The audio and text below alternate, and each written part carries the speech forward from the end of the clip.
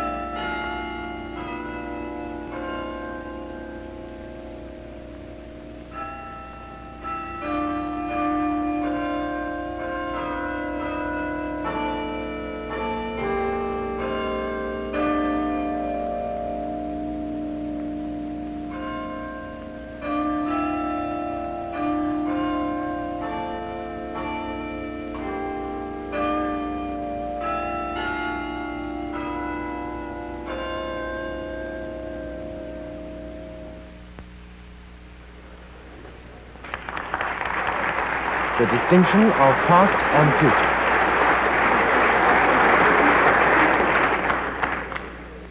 Now, it's obvious to everybody that the phenomena of the world are evidently irreversible.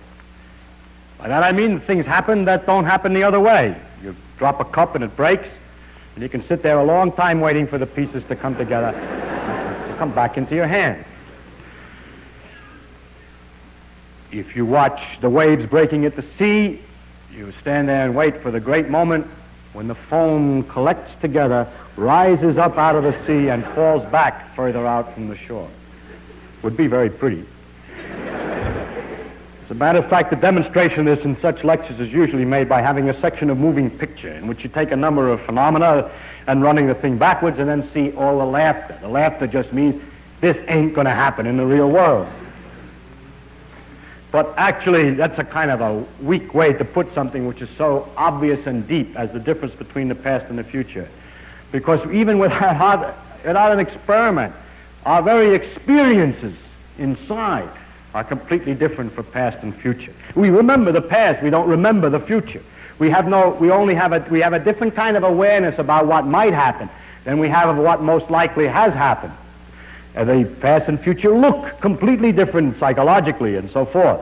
And the questions of memory, of apparent freedom of will, in the sense that we feel that we can do something to affect the future, but none of us, or very few of us, believe that there's anything you can do to affect the past. And remorse and regret and hope and so forth are all words which distinguish perfectly obviously the past and the future. Now, if the world of nature is made of atoms, and we too are made of atoms and obey physical laws, there's obvious distinction between what happened, the past and the future, and this obvious irreversibility of all phenomena, you would think would most likely have obviously its interpretation in that some laws, some of the motion laws of the atoms are going one way, that the atom laws are not such that they can go either way, that there's somewhere in the works some kind of a principle that wuxels only make wuxels and never vice versa, and so the world is turning from wuxely character to wuxely character all the time. And that this one-way business of the interactions of things is the thing that makes the whole phenomena of the world seem to go one way. And yet we haven't found it yet. That is, in all the laws of physics that we've found so far, there doesn't seem to be any distinction of the past and the future. That the moving picture should work the same way going both ways, and the physicist who looks at it should not laugh. Details now to be explained. Let us take the law of gravitation as our standard example. If I have a sun and a planet that I started off in some direction going around to here, and then take a moving picture of this, say it gets to here. Now take a moving picture of this backwards. Take a moving picture of it, excuse me, and run the movie backwards and look at it. What happens? Planet goes around the sun in an ellipse. The speed of this way, of course. Starts here, goes to here, keeps on going around.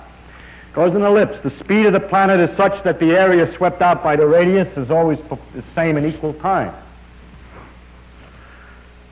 Just does exactly the way it ought to do. It's perfectly satisfactory. It cannot be distinguished from the one going the other way. So the law of gravitation is of such a kind that it doesn't make any difference. If you show the phenomenon running, any phenomenon involving just gravitation running backwards on a film, it'll look perfectly satisfactory. Put it precisely more this way. If at a given instant the particle moving this way, if all the particles in a more complicated situation would have every one of their speeds reversed suddenly, then the thing will just unwind through all the things that it wound up into. That is, if you have a lot of particles doing this, then you suddenly reverse the speeds, they will completely undo what they did before. Now this is in the laws of gravitation, which say that the velocity changes as a result of the forces and so on. If I reverse the time, the forces are not changed, and so the changes in velocity are not altered at corresponding distances. And so each velocity then has its succession of alterations made in exactly the reverse way that they were made when it went out before, and it's easy to prove that the law of gravitation is time reversible. The law of electricity and magnetism, time reversible. The laws of nuclear interaction, time reversible as far as we can tell. The laws of beta decay that we talked about at a previous time, also time reversible. The difficulty of the experiments of a few months ago, which indicate that there's something the matter with some unknown about the law, suggests the possibility that in fact it may not be also time reversible, but we shall see. But at least the following is true. This beta decay that we're talking about, which may not be time reversible, but I don't know, is a very unimportant phenomenon for most ordinary circumstances. The possibility of my talking to you does not depend on that happening. It does depend on chemical interactions. It depends on electrical forces. It doesn't actually depend much on nuclear forces at the moment, but it depends also on gravitation. But I am one-sided. I speak and the voice goes out into the air and doesn't come sucking back into my mouth when I open it. And this irreversibility cannot be hung on the phenomena of beta decay. In other words, we believe that there are in the world most of the ordinary phenomena which are produced by atomic motions which, according to laws, which couldn't be completely reversed. So we have to look some more to find the explanation. If we look at this more carefully and a planet's moving around the sun more carefully, you soon find that it isn't quite right. For example, the Earth's rotation on its axis is slightly slowing down. That's due to tidal friction. And you see that friction is something which is obviously irreversible. If I took a heavy weight on the floor here and pushed it, it would slide and stop. If I stand and wait for it, it doesn't suddenly start up and speed up and come into my hand. So a frictional effect seems to be irreversible. But a frictional effect, as we discussed at another time, is the result of enormous complexity of the interactions of the block with the wood, the jiggling of the atoms inside, that the organized motion of the wood, of the block, is changed into disorganized, irregular wiggle waggles of the atoms in the wood. So that therefore we should look at the thing more closely. As a matter of fact, we have here the clue to the apparent irreversibility. I take a simple example of, for example, if we have blue water, say ink, and white water, that's water without ink, in a tank with a little separation, and pull out the separation very delicately, then it starts separate, blue on one side, white on the other side. Wait a while. Gradually the blue mixes up with the white, and after a while the water is Luke blue. I mean, it's sort of 50-50 a color uniformly distributed throughout. Now if we wait for a long time and watch this for a long time, it does not by itself separate. Or you can do something. You can get the blue separated again. You can evaporate the water and condense it somewhere else and collect the blue dye and dissolve it in half the water and put back this thing and so on. While you're doing all that, however, you yourself are causing irreversible phenomena somewhere else. So by itself, it doesn't go the other way. And that gives us some clue. Let's look at the molecules. Suppose that we took a moving picture of the water, of the blue and the white water mixing. It would look funny if we ran it backwards, because we'd start with uniform water and gradually the thing would separate and would be obviously nutty. Now we magnify the picture so that every physicist can watch atom by atom to find out what happened irreversibly, where the laws of balance of forward and backward broke down. And so you start and you look at the picture and you have blue atoms. That's ridiculous, but we'll call it that. We have atoms of one kind and atoms of another kind jiggling all the time in thermal motion, wiggling, bouncing. And if we were to start at the beginning, we would have mostly atoms of one kind on one side and atoms on the other kind on the other side. Now these atoms are jiggling around. It's too small a box. You need more to get this effect. Billions and billions of these atoms. Now these atoms are jiggling around. I just put one more, but I'm getting tired of making the food. Now these atoms are jiggling around, and if we start all on one side and all on the other, we see, of course, that in their perpetual irregular motions, they'll get mixed up. And that's why it gets to be more or less uniformly blue. But let's watch any one collision. Here's a particular collision selected from that picture. Here's this molecule moving this way and this one moving this way, and they come together, say, in the moving picture, and they bounce off this way. Now you run that section of the film backwards, and you find a pair of molecules moving this way, bouncing off that way. And the physicist looks with his keen eye and measures everything and says, that's all right, that's according to the laws of physics. If two molecules came this way, they would bounce that way, and if they came that way, they would bounce this way. It's reversible according. The laws of molecular collision are reversible. So if you watch too carefully, you can't understand it at all. Because every one of the collisions is absolutely reversible, and yet the whole moving picture shows something absurd, which is that the molecules start in the reverse picture. The molecules start in this condition, blue, white, and blue, white, and so on, all mixed up. And as time goes on, through all the collisions, the blues separate from the whites. And they can't do that. But that's not natural, that the accidents of life will be such that the blues will separate themselves from the whites. Yet, if you watch this reverse movie very carefully, every collision is okay. Well, you see that all there is to it, that the irreversibility is caused by the general accidents of life. That if you start with a thing that's separated like this and just make irregular changes, it gets more uniform. But if you start with something that's uniform and make irregular changes, it doesn't get separated. It could get separated. It's not against the laws of physics that these things bounce around so that they separate. It's just unlikely. It never happened in a million years. And that's the answer. The things are irreversible only in the sense that going one way is likely to go, but going the other way, although is possible and is according to the laws of physics, wouldn't happen in a million years. It's just ridiculous to expect that if you sit there long enough, the jiggling of the atoms will separate a uniform mixture of ink and water into ink on one side and water on the other. Now, if I had put a box around here so that this was all the molecules that there were, as time went on, they would get mixed up. But if you're patient, I think you could believe that in the perpetual irregular collisions of these molecules, after some time, not necessarily a million years, maybe only a year, when you keep watching, accidentally they get back more or less like this. In the sense, at least, they get back far enough to say that if I drew a line through all the whites on one side and all the blues on the other, it's not impossible. However, the actual objects with which we work have not only 4 or 5 blues and whites, but they have 4 or 5 million atoms. And it's just not likely that 4 or 5 million are all going to get separated like this. And so the apparent irreversibility of nature does not come from the irreversibility of the fundamental physical laws. It comes from the characteristic that if we start with an ordered system and have the irregularities of nature bouncing, then the thing goes one way. Therefore, the next question is, how did it get ordered in the first place? That is to say, why is it possible to start with the ordered? You see, the difficulty is that we start with an ordered thing, we don't end with an ordered thing.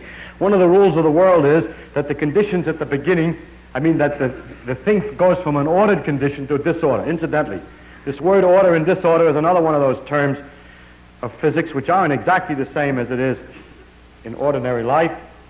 The order need not be interesting to you, human beings. It's just a question that there's a definite situation. They're all on one side and all on the other, or they're mixed up.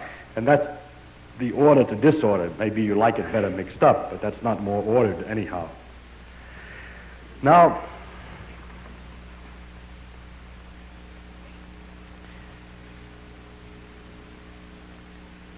the question is then, how does the thing in the first place get ordered? And why, when we look at any ordinary situation, which is only partly ordered, we can conclude that it probably came from more order. If I look at a tank of water, in which it's very dark blue on this side, and very clear white water here, and sort of bluish water in between, and I know that that thing has been left alone for 20, 30 minutes, then I will guess that it got this way because it was bluer before. For instance, if I find, that the separation was more complete in the past. If I find, for example, two objects, well, this is a good example as any. If I wait longer, then the blue and white would get more intermixed. And if I know that this thing has been left alone for a sufficiently long time, I can conclude something about the past condition. The fact that it's smooth in here could only arise because it was much better in the past, much more satisfactorily separated. Because if it weren't more satisfactorily separated in the past, in the time since then, it would have gotten more mixed up than it is. So, it is therefore possible to tell from the present something about the past. Although physicists are really not do this much, physicists usually like to think that all you have to do is say, these are the conditions and what happens next. But all our sister sciences have a completely different problem. In fact, all the other things that are studied, history, geology, and astronomical history, all have a problem of this kind. I find they're able to make predictions of a completely different type than a physicist. A physicist says, in this condition, I'll tell you what will happen next.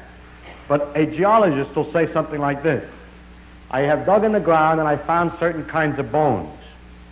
I predict that if you dig in the ground, you'll find a similar kind of bone. A historian, although he talks about the past, can do it by talking about the future. When he says Napoleon exists, or Napoleon was, or that the French Revolution was in 1783, he means that if you look in another book about the French Revolution, you'll find the same date. 1789, maybe. That's pretty accurate for a physicist to have the third decimal figure. There are three figures in it. Now, the thing that he says is that he makes a kind of prediction about something he has never looked at before. Documents that have still to be found. He predicts that the documents, if there's something written about Napoleon, will coincide with what is written in the other document. And the question is how that's possible. And the only way that that's possible is to suggest that the past of the world was more organized in this sense than the present. Some people have proposed at one time, the physicists only have proposed this, some physicists, that the way it got ordered was this, that the whole universe is just irregular motions like this. And then if you wait long enough with 5 atoms, of course it can get separated accidentally. And all that has happened is that in the world has been going on and going on and going on and going on and going on, and it fluctuated. That's what this is called. When it gets a little bit out of ordinary, it fluctuated, and now we're watching the fluctuation undo itself again. How do we know that isn't the case?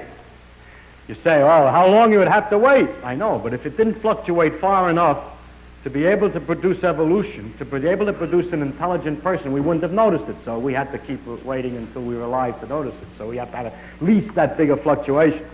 But this is incorrect, I believe. I think that's a ridiculous theory for the following reason. That if the world were much bigger, and there were atoms all over the place, and they started from a completely mixed up condition, all over, and I happen only to look at the atoms here, and I find that the atoms here are separated, I have no way to conclude that the atoms anywhere else are separated. In fact, if the thing were a fluctuation, and I noticed something odd, the most likely way that it got there is that there's nothing odd anywhere else. That is, I have to borrow odds, so to speak, to get this thing lopsided. And there's no use on borrowing too much. It's much more likely, of all the possible ways in which these 6 atoms can be on one side and these 7 on the other side, of all of the possibilities, the most likely condition of the rest of the world is mixed up. And therefore, an astronomer looking at a star that he's never, although when we look at the stars and we look at the world, we see it's ordered. There could be a fluctuation. The prediction would be that if we look at a place that we haven't looked at before, it'll be disordered and a mess. That the separation of the matter into stars which are hot and space which is cold, which we've seen, although if you say it could be a fluctuation, then in places that we haven't looked, we would expect that the stars are not separated from the space. And since every time we make a prediction that in a place that we haven't looked, we'll see the same statement about Napoleon, or we'll see stars in a similar condition, or that we'll see bones like the bones that we've seen before, the success of all those sciences indicate that the world did not come from a fluctuation, but came from a condition which was more separated, more organized in the past than at the present time. And therefore, I think it's necessary that to add to the physical laws the hypothesis that in the past the universe was more ordered in the technical sense, less mixed up, than it is today. And that this statement is the added statement that's needed to make sense and to make an understanding of the irreversibility. That statement, of course, is itself lopsided in time. It says something about the past is different than the future. But it comes outside of the province of what we ordinarily call physical laws, because we try today to distinguish, maybe someday we won't do that, but we do today distinguish between the laws which tell how something moves if you start it in a certain way, and those statements about how the universe got the way it gets, or has been, what it was in the past, and what it's going to get to be. The statement of the physical laws which govern the rules by which the universe develops, and the law which states the condition that the world was in the past. That's considered to be astronomical history. Perhaps someday that will also be a part of physical law. Now, there are a number of interesting features of irreversibility that I think I would like to illustrate. One of them is to see how exactly an irreversible machine really works. Suppose that we build something that we know ought to work only one way. And what I'm going to build is a wheel with a ratchet on it. A ratchet means just this, that we have a notched wheel with steps. So, I've gone the wrong way for what I'm used to thinking about it. No, I had it right. Maybe this way, there's another notch, and a sawtooth wheel like this with sharp up notches and relatively slow down notches all the way around. And then, this is a wheel on a shaft. And then on this thing, there's a little piece of pawl, a thing called a pawl, which is on a pivot here, and which is held down by a spring. It gets in the way of the wheel, but that's small technical difficulty. It's just two-dimensional, and actually it's set a little bit below. Now, this wheel can only turn one way.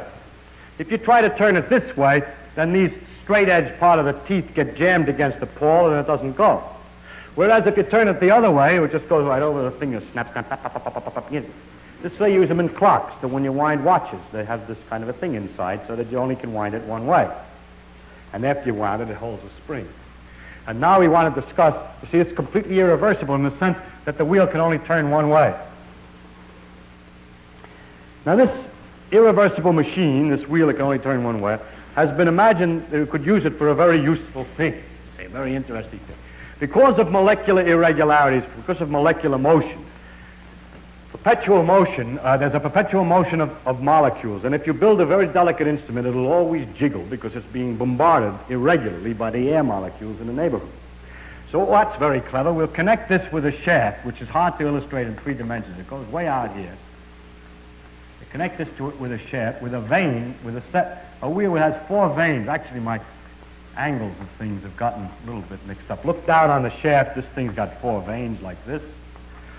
And those are bombarded. They're in a box of gas here. And they're bombarded all the time by the molecules irregularly. So the thing is pushed sometimes one way, sometimes the other way.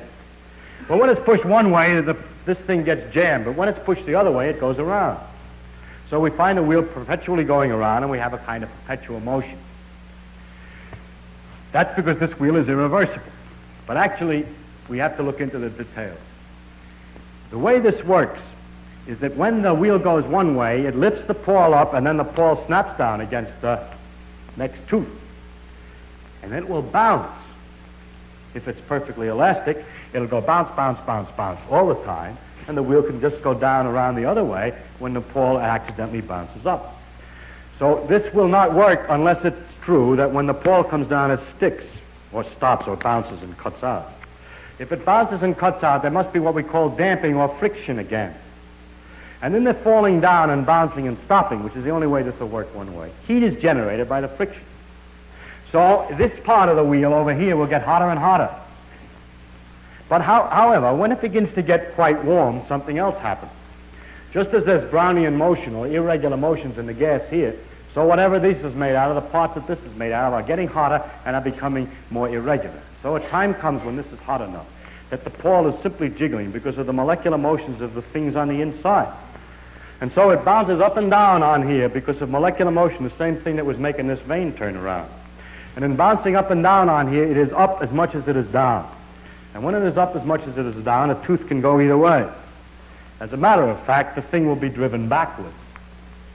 If this one was hot and this one was cold, the wheel that you thought would go only one way will go the other way. Because in the terrible bouncing up and down of this wheel, every time it comes down on an inclined plane. And so pushes the wheel this way. Then it bounces up again, comes down on another inclined plane, and so on. And so if this side is hotter than this side, it'll go around this way. What's it got to do with the temperature of this side? Suppose I didn't have that at all. Oh, then if it's pushed forward by falling on an inclined plane, the next thing that will happen is it'll bounce against that tooth, and the wheel will bounce back. But in order to prevent the wheel from bouncing back, we put a damper on it. We put vanes in the air so it can't go back. And then it will go one way, but the wrong way. And so it turns out that no matter how you design it, a wheel like this will go the one way if this side is hotter, and go the other way if this side is hotter.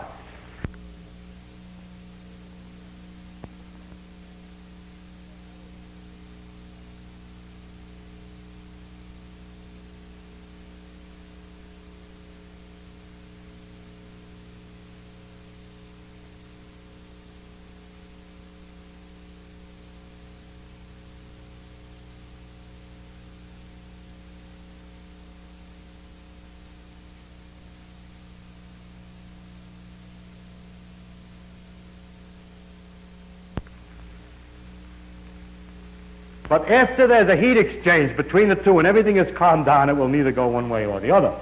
And so that's the technical way in which the phenomena of nature will go one way as long as they're out of equilibrium, as long as one side is quieter than the other, or one side is bluer than the other.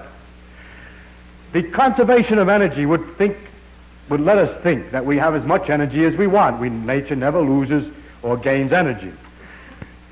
Yet the energy of the sea, for example, the thermal motion of all the atoms in the sea is practically unavailable to us. In order to get that energy organized, herded, used, make it useful, make it available for use, we have to have some place that's at a different temperature. We have to use a difference in temperature, or else we'll find that although the energy is there, we cannot make use of it. There's a great difference between energy and availability of energy. The energy of the sea, for example, is a large amount, but it's not available to us. I think I can give an analogy to give some idea of what the difficulty is this way. The conservation of energy means that the total energy in the world is kept the same. But in the irregular jigglings, that energy can be spread about so uniformly that there's in certain circumstances, that there's no way to make more go one way than the other. There's no way to control it anymore. I don't know if you've ever had this experience, but I have had going to the beach with many towels and so on, and sitting happily on the beach and having a tremendous downpour suddenly come, picking up the towels as quickly as you can and running into the bathhouse. Then you start to dry yourself, and you find that this towel's a little wet, but it's drier than you are. And you keep drying this one, then you find that one's too wet, it's wetting you as much as it's drying you, and you try another one, and pretty soon you discover a horrible thing. All the towels are damp, and so are you. And then you keep picking them up and putting them down and rearranging them, and there's no way to get any drier, no matter how many towels, even though you have many towels. Because there's no difference, in some sense, between the wetness of the towel and the wetness of yourself. I could invent a kind of a quantity which I could call ease of removing water, or, let's call it the ease of removing water. The towel has the same ease of removing water from it as you have. And so when you touch the towel to you, as much water comes off of you from the towel to you as it goes from you to the towel. It doesn't mean there's the same amount of water in the towel as there is on you. A big towel will have more water in it than a little towel, but they have the same dampness. So when things get to the same dampness, then there's nothing you can do any longer. Now, the water is like the energy because the total amount of water isn't changing. But if we had a world which was limited, see, if the bathhouse door is open and you can run into the sun and get dried out, or find another towel, you see, okay, that's different. Then you got saved. But if you have everything closed and you can't get away from these towels, you can't get any new towels. So if you imagine a part of the world that was closed, wait long enough, and in the accidents of the world, the energy, like the water, will be distributed all over all of the parts evenly. And there's nothing left of one-wayness. There's nothing left of the real interest of the world as we experience it. Thus, in this situation here, which is a limited one, in which nothing else is supposed to be involved, the temperatures gradually become equal on both sides, and the wheels doesn't go around either one way or the other. And in the same way, this situation is that there is, if you leave a system long enough, it gets the energy thoroughly mixed up in it, and no more energy is really available to do anything. Incidentally, the thing that corresponds to the dampness is called the temperature. And although when I say two things at the same temperature, when things get balanced, it doesn't mean they have the same energy in them. It just means it's just as easy to pick energy off of one as to pick it off the other. So if you put them next to each other, nothing apparently happens. They pass energy back and forth equally. The net result is nothing. So when things have become all at the same temperature, then there's no more energy available to do anything. And the principle of irreversibility is that if things are at a different temperature and are left to themselves, as time goes on, they become more and more at the same temperature. And that the availability of energy is perpetually decreasing. This is another name for what's called the entropy law, which says entropy is always increasing. But never mind the word. To state it the other way, the availability of energy is always decreasing. And that's a characteristic of the world in the sense that it's due to the chaos of molecular irregular motions.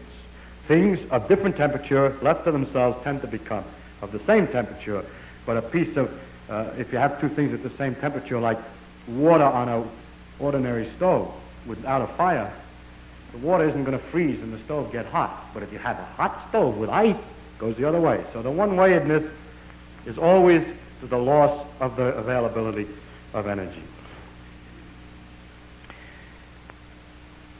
Well, that's all I want to say on the subject, but I want to make a few remarks about some characteristics.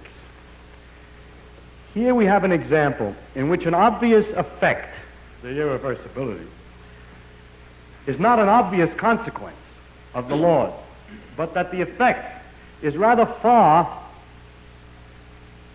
from the basic laws. It takes a lot of analysis to understand why this effect, and that the effect is of first importance in the economy of the world, in the real behavior of the world, in all obvious things. That my memory, my characteristics, the difference between past and future are completely involved in this, and yet the understanding of it is not prima facie available by knowing about the laws. It takes a lot of analysis.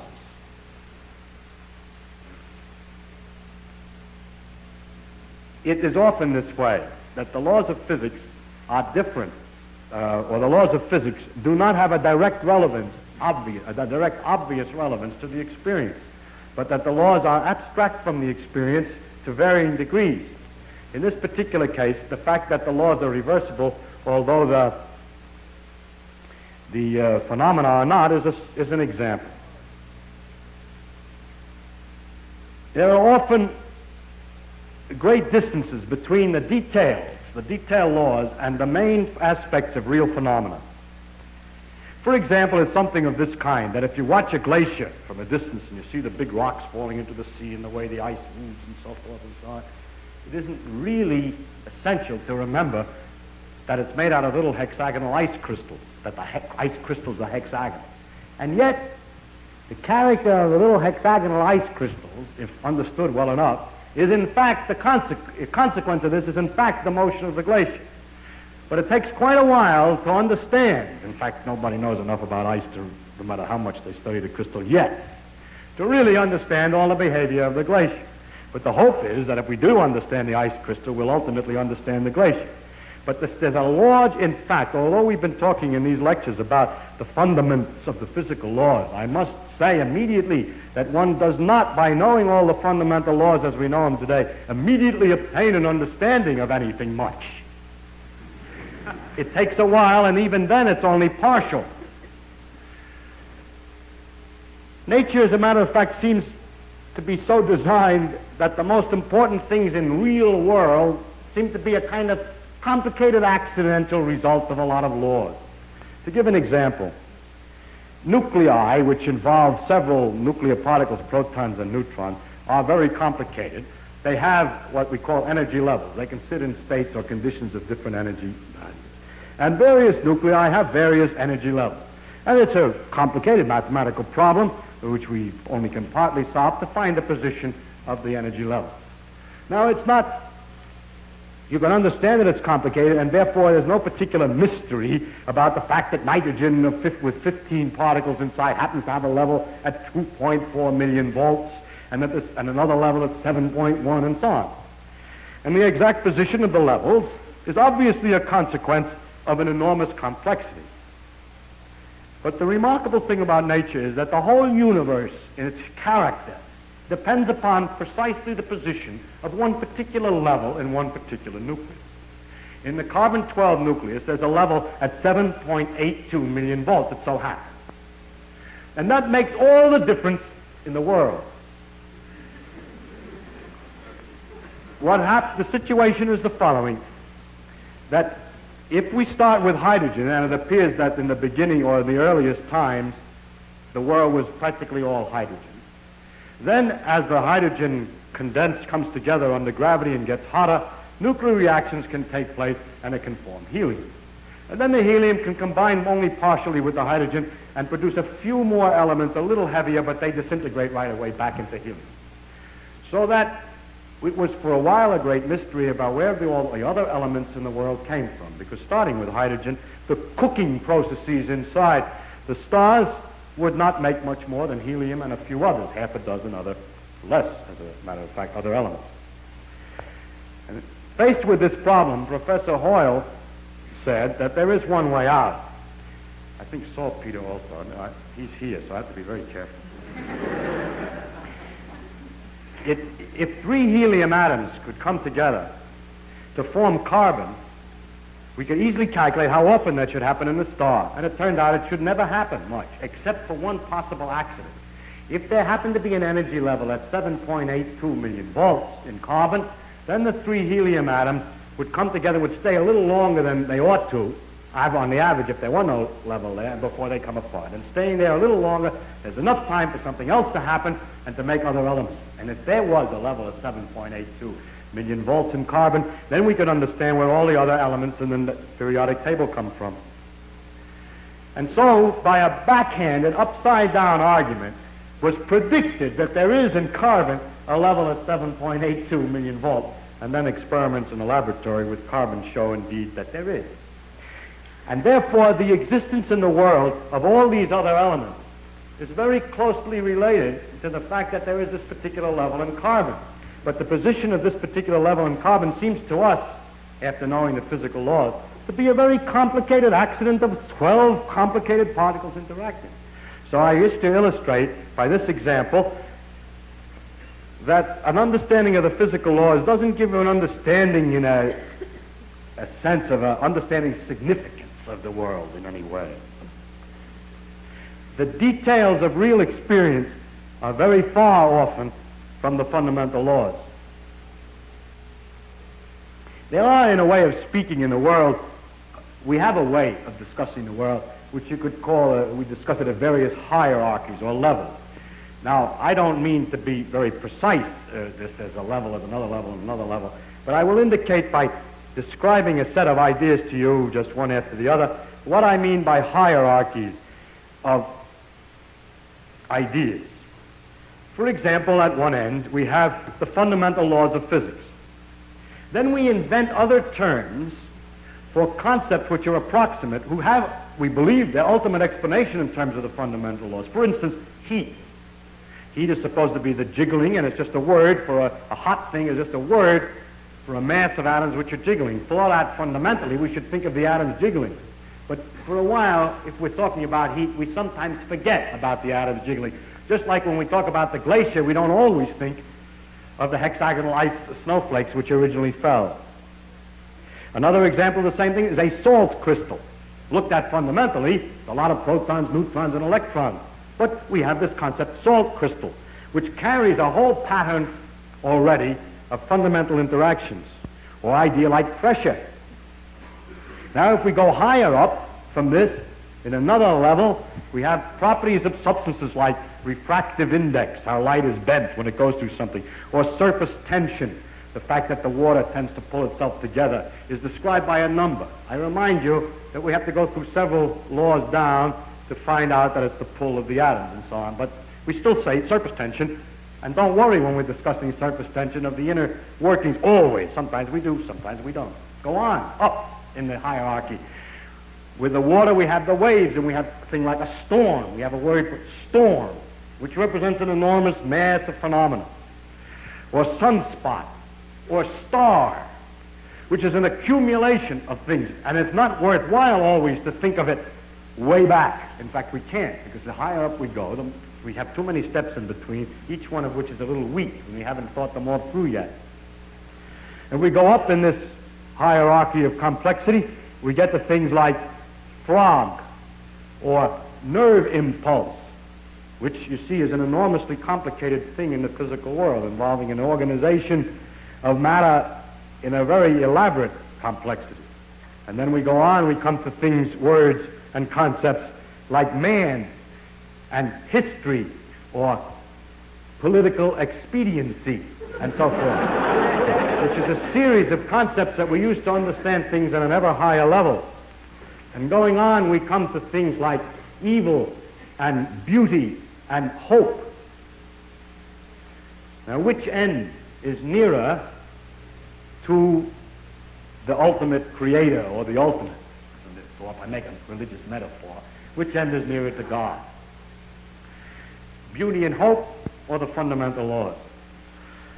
I think that the right way, of course, is to say that the whole structural interconnections of the thing is the thing that we have to look at, and that the sequence of hierarchy, that all the sciences and all the efforts, not just the sciences, but all the efforts of intellectual kind, are to see the connections of the hierarchies is to connect beauty to history, is to connect history to man's psychology, the man's psychology to the working of the brain to the neural impulse to the chemistry, and so forth, up and down, both ways. And today we cannot, and there's no use making believe we can, draw carefully a line all the way from one end of this thing to the other. In fact, we've just begun to see that there is this relative hierarchy. And so I don't think either end is nearer to God's. And it's to stand at either end and to walk out off the end of the pier only, hoping out in that direction is the complete understanding, is a mistake. And to stand with evil and beauty and hope, or to stand with the fundamental laws, hoping that way to get a deep understanding of the whole world with that aspect alone, is a mistake.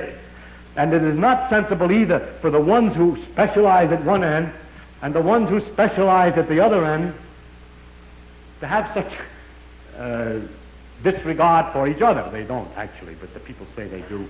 So.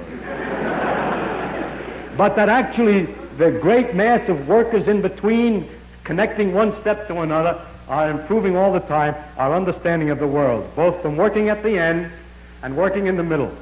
And in that way, we are gradually understanding this connection, this tremendous world of interconnecting hierarchies.